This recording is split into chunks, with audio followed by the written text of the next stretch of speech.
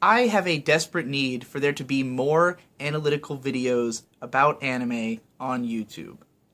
These days, the kind of people who watch YouTube largely don't, I think, branch out into reading text posts around the internet as much. I can certainly say it's true of myself.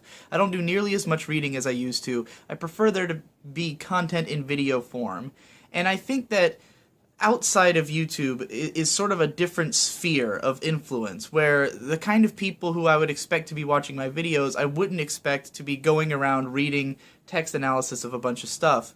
So regardless of whether there's text analysis of the kind of shows that I'm going to talk about, I think I need video analysis of it to exist to help me with my job.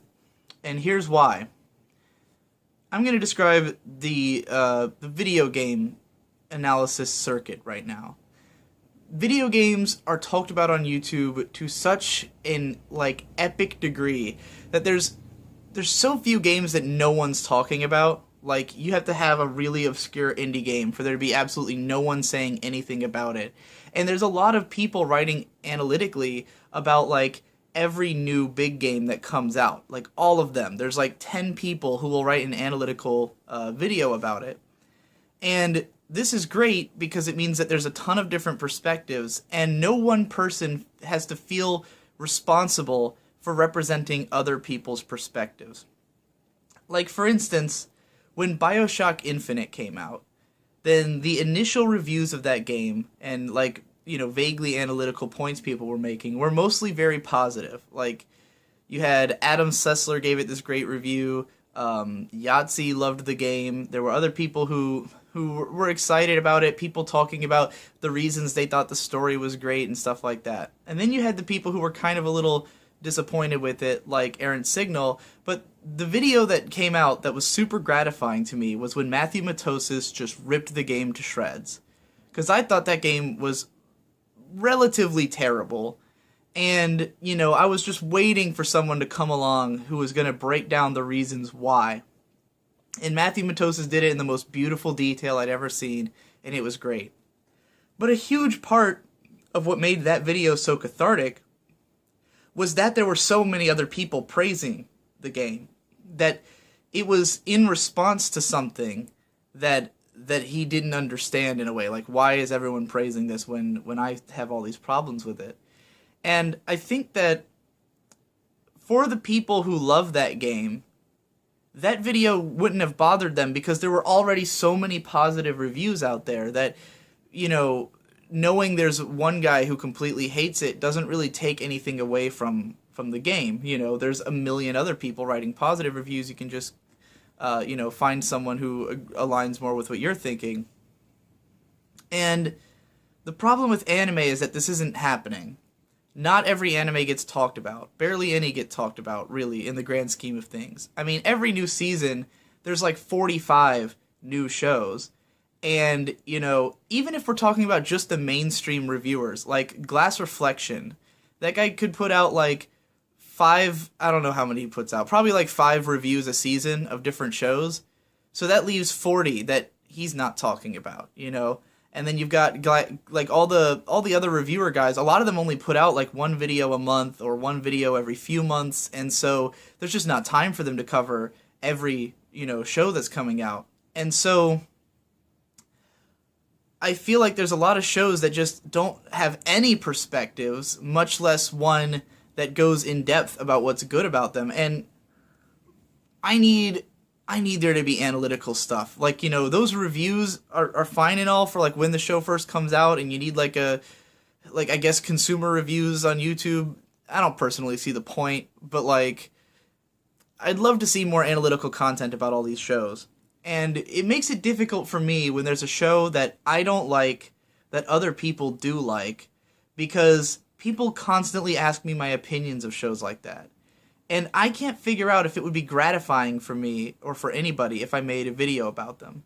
Now, when I made my videos on Sword Art Online, what was so gratifying about that to me is I personally had never seen a negative opinion of Sword Art Online. I had not been reading anime forums or anything for quite a while when I made that video.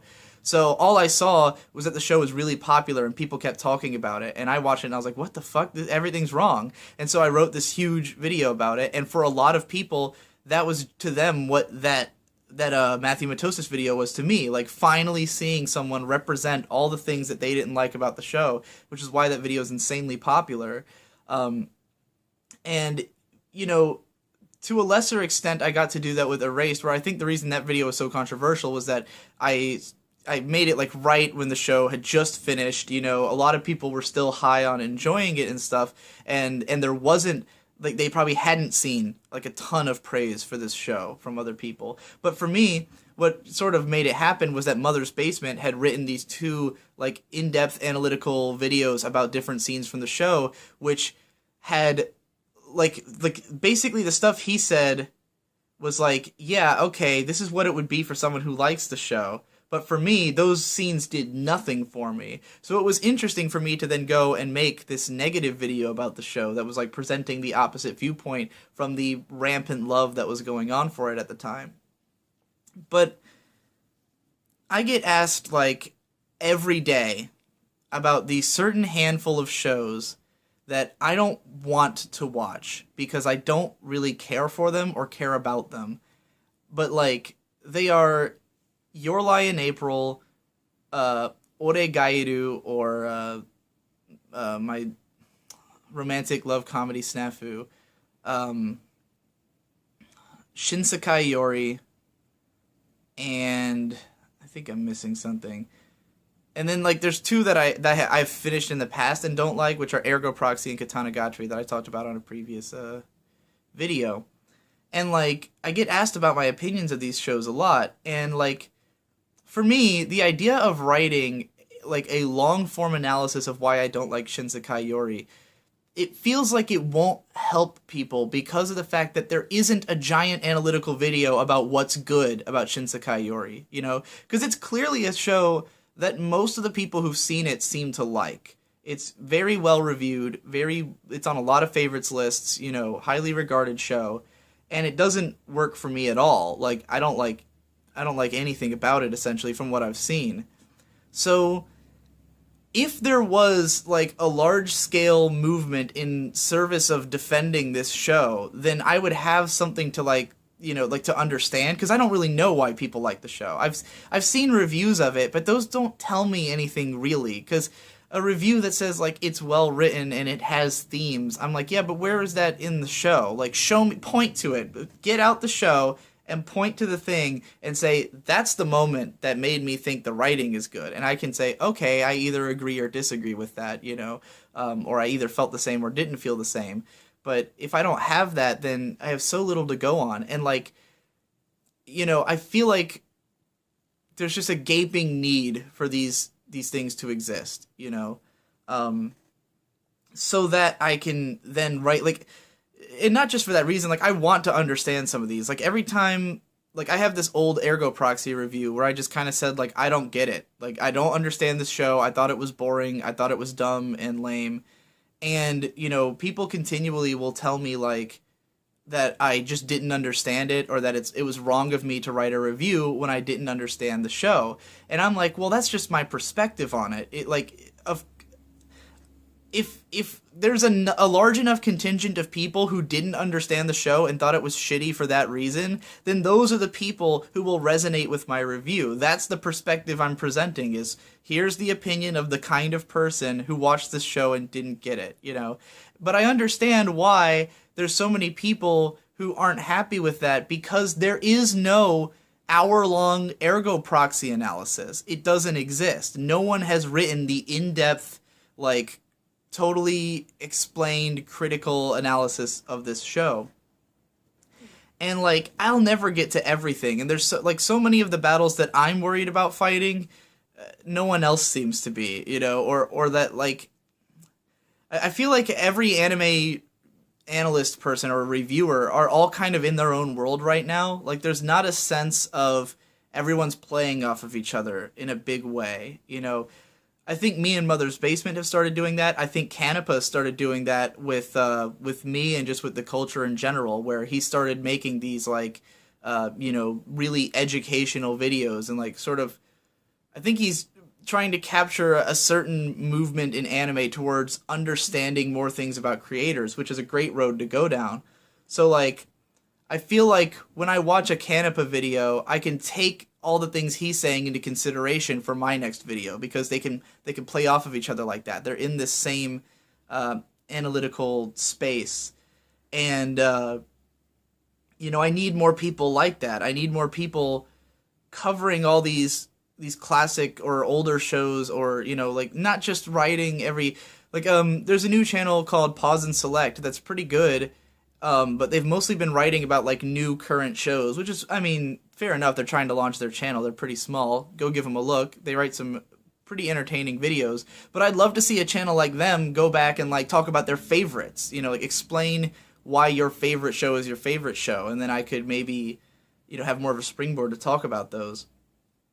I really hate that. Like, I feel like the anime community right now on YouTube is really latching on to like current stuff and trying to maintain that so that they can grow their audiences, because there's not enough like big YouTubers who can go back and do old stuff like I can, where I'm sort of big enough that I'm at liberty to do whatever I want. And even more so than me, Demolition D, like the reason he can do Should You Watch as like a series where he almost only talks about like relatively obscure shows, like he made a fucking video about Alien 9 that has like over 100,000 views. Like that's more than the number of people who have seen Alien 9, because he's just a famous YouTuber to some extent. So he can do that. Like, and we need more people to be able to do that. We need more people who are on a level where they can talk about whatever they want, and it's not about the analytics and like what's going to get them popular and what the audience will listen to. Like, we need to develop an audience who's curious about more shows.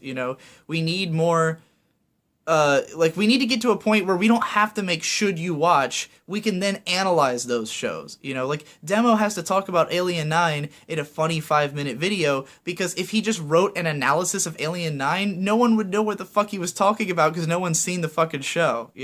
We need to get to a point where we can write like beyond what reviewer I was critical of Anime Every Day recently, but I kind of understand why he's doing these here's 10 great anime from the 90s, because it's harder for you to like just take one of those and actually write a long form video about it. Like, who's gonna care if I wrote about Martian Successor Nadesico tomorrow? Like, how many people are going to watch that and give a single fuck or know what Martian Successor Nadesico is? Like, I need to have stuff like my 10 must-see anime you can watch right now, because then, like, a year later after I made that video and people have actually watched those 10 shows, then I can analyze those 10 shows and maybe someone will have seen them.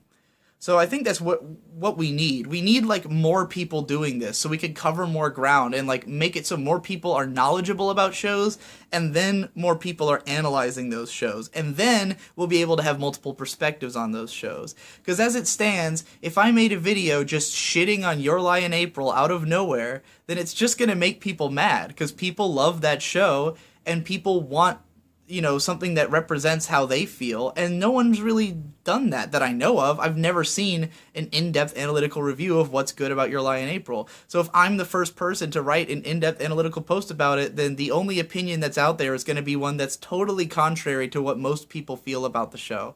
And I think that's a weird landscape to be publishing into, and that's why it's so hard for me to get excited about like trying to write about those shows, And I know there's text bloggers who've covered some of this stuff. Like, every time I mention that I don't like Oregairu, then someone will link me to like a Wrong Every Time post or something, like one of these anime bloggers who've covered the show. And I'm like, that's nice and all, but I really need it in video because that's where I'm working. Like, I need it in this space where I know that other people have seen it, that there's a community around it.